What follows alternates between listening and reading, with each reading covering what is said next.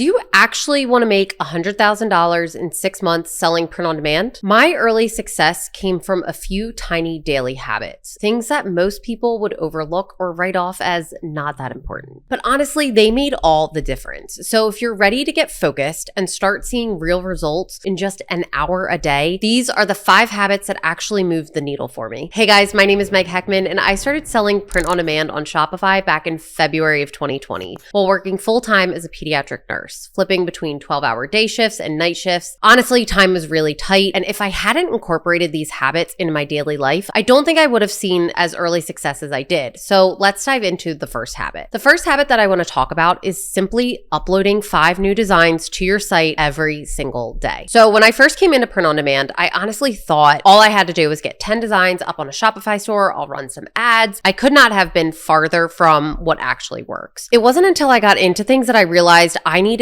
so many more designs. It doesn't matter if you're selling on Shopify or selling on Etsy or even doing merch by Amazon. The top sellers are all making hundreds, if not thousands of designs. I know some Amazon merch sellers that have over 4,000 designs. Like honestly wild the amount of designs that they have. It took a while, but I realized that print on demand is truly a numbers game. So if we know this, then we can totally stack the odds against us. If we're making more and more designs and getting them live on our store, then the more we have to then test and the more designs that may resonate with the right customer. So this is something that is extremely important. If you're going to take anything away from this video, it should honestly be this. Make that your number one goal. Simply designing and uploading 5 new designs to your site every single day. My current brand that I run has over 800 designs at this point in time, and we are constantly adding more. This is something that doesn't change over time. I've been running my store now for almost 2 years, and still I'm adding more designs to my site every single day. And you're not only just adding more designs that could potentially resonate with people, but you're also going to be doing the same thing with your ads. So getting in this habit, just becoming consistent with designing new designs and then testing those designs out in ads, it's going to be a huge benefit to you. Now, also luckily for you as you're watching this video, it has never been an easier time to create designs. Back in 2020, AI was not a thing. I did not have any of the AI tools that you have at your discretion to use. Instead, I was working with designers, going back and forth, giving them tweaks that I wanted them to make and edits. And I was then designing in Canva. So really the only options were Canva, Photoshop, or working with a designer. There are tons of tools out there for helping you actually create those 5 designs and then getting them uploaded to your store. Now, if you're somebody who's looking for a suggestion of a great tool to use, I would highly suggest checking out mysticpod.com. It is going to be the easiest way to get 5 designs created specifically for your print on demand brand. This AI software was built by print on demand sellers for print on demand sellers. They have tailored all of their designs to specific print on demand products so that whether you are designing a t-shirt, doing a mug, creating stickers, you are going to be getting the best outputs for that specific product. So if you're somebody who's getting started, I would definitely check them out. Now, if I had to give you a small takeaway, it would be that quantity is going to create data, and that data is then going to reveal your winners. So you definitely don't want to skip this habit. Now, the second habit that I want to talk about is simply time blocking. This was absolutely huge for me, especially with my crazy nursing schedule. Some days I was working night shift, some days I was working day shift, flipping back and forth. Honestly, it just got a little out of hand. I learned early on that time wasn't just going to magically appear in my schedule. So I started to block 1 hour every day for the most important thing for the business. Even if that was just responding to a customer service email. There were some days that I would go to my nursing shift, I would come home in the morning and I'd be answering customer service tickets for an hour before I went to bed. And honestly, that was all the work that I could put into the store that day, and that was completely fine. But if you're time blocking a half hour to an hour a day and you're turning this guy off, you can get so much done on your brand. It'll change from day to day. There were some days where I simply only had an hour. So the days that I was working a 12-hour shift, I could,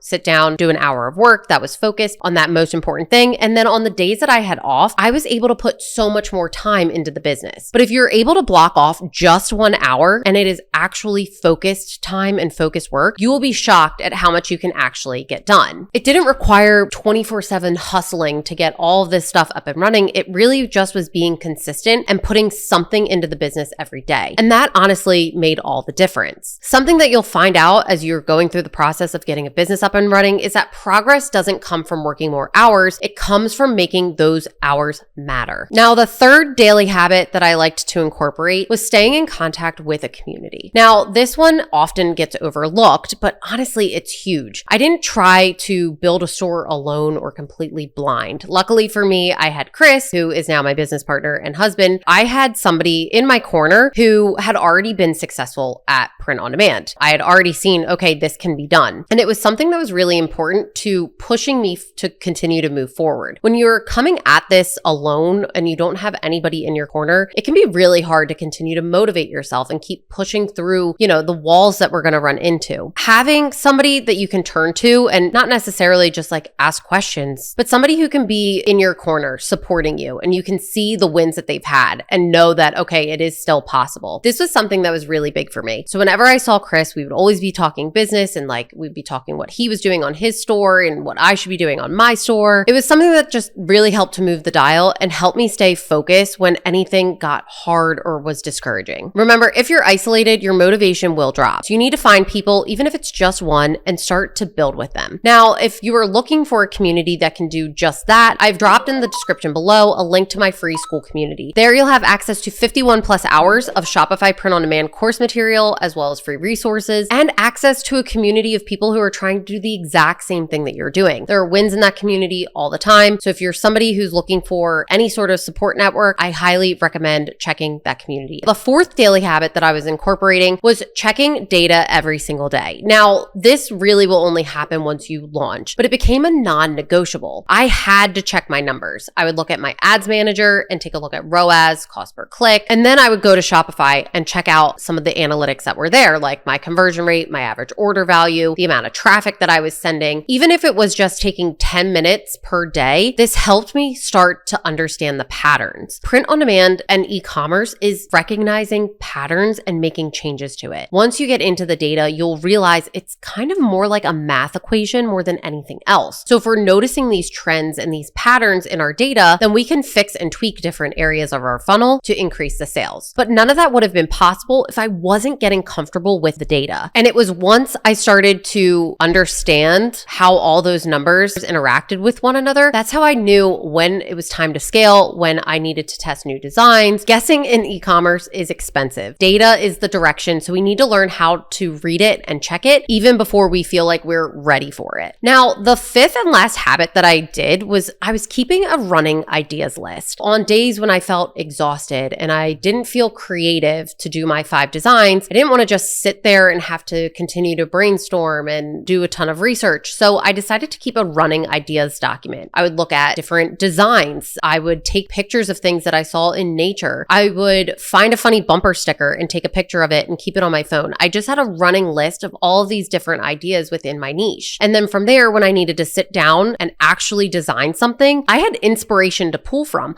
I didn't have to go out there and keep researching over and over again. But on the days where you just feel exhausted and maybe you don't have a ton of time to put into it, it's going to be something that'll help speed up your time to finding success. Now, some of my best-selling designs came from some of those quick notes that I found, or just taking a picture of a random graphic t-shirt in a store as I was walking by. This helped me to build a system that kept feeding in my ideas. Now, you don't want to try to start from scratch every single day, but you'll see how quickly those ideas start to stack up. It makes it a lot easier when you sit down and you need to create new designs. And this can start to kind of put the ideas generation on autopilot. So these are the 5 habits that kept me going, even when I was working 4 shifts in a row, or when sales were slow, or even when I wasn't sure if any of this was going to work out. But these are also the habits that I think if I didn't have in place, I would have hit 6 figures within my first 6 months of starting print on demand. So if you're somebody who wants to be successful with print on demand, you have to remember these 5 daily habits and start incorporating them today. The first is uploading 5 designs to your store every single day. Next, time blocking, whether you have 20 minutes to an hour. If you're sitting down and doing focused work, you can get so much done on your store. Find a community of people who are building towards the same thing or who have already done so that you are motivated to continue moving and pushing forward. So you can start learning the analytics and start making smarter decisions on your brand. And finally, keep a running ideas list. This is going to make it so much easier when you actually need to sit down and create those 5 designs that you need to upload each day. And if you're somebody who's looking for that community to help you keep building and pushing forward, I would definitely check out my free school community that's linked in the description below. Please like, comment, and subscribe to my channel. It would absolutely mean the world to me. Thanks, guys. I'll see you in the next video.